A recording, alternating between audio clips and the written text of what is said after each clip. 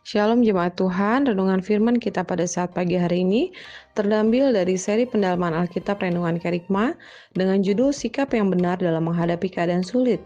Adapun teks Alkitabnya dari 1 Raja-Raja 17 ayat 7 sampai dengan 24. Jemaat Tuhan, bencana kekeringan memberikan dampak yang sangat buruk bagi kehidupan manusia, seperti juga yang dialami oleh seorang janda dan satu anaknya yang ada di Sarfat. Menariknya, janda di Sarfat luput dari kematian di tengah-tengah situasi sulit tersebut. Mengapa demikian? Karena janda di Sarfat menunjukkan sikap yang tepat dalam menghadapi situasi sulit. Setidaknya ada 3 sikap yang patut kita teladani dari janda itu, yakni sebagai berikut.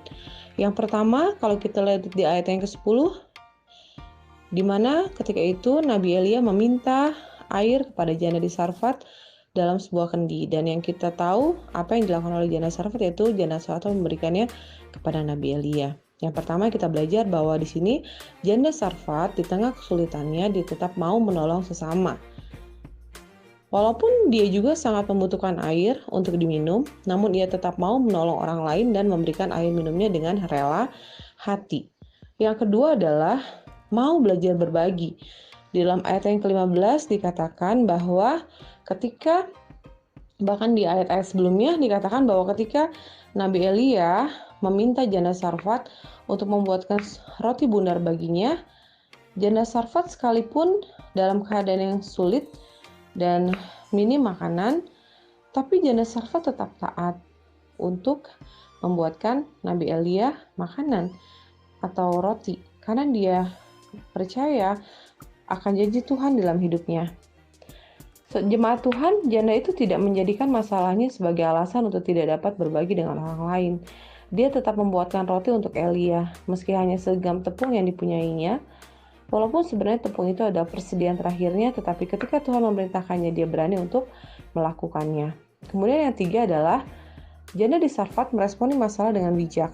Di dalam ayat yang ke-18 dikatakan, kata perempuan itu kepada Elia, "Apakah maksudmu datang kemari, ya abdi Allah? Singgahkah engkau kepadaku untuk mengingatkan kesalahanku dan untuk menyebabkan anakku mati?"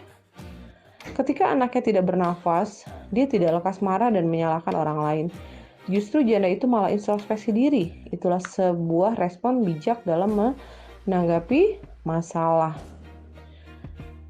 Situasi sulit yang sedang kita hadapi saat ini jelas berbeda dengan yang dialami oleh janda di Sarfat. Tetapi sikap janda itu masih relevan bagi kita dalam menyikapi situasi krisis yang kita hadapi saat ini akibat pandemi COVID-19.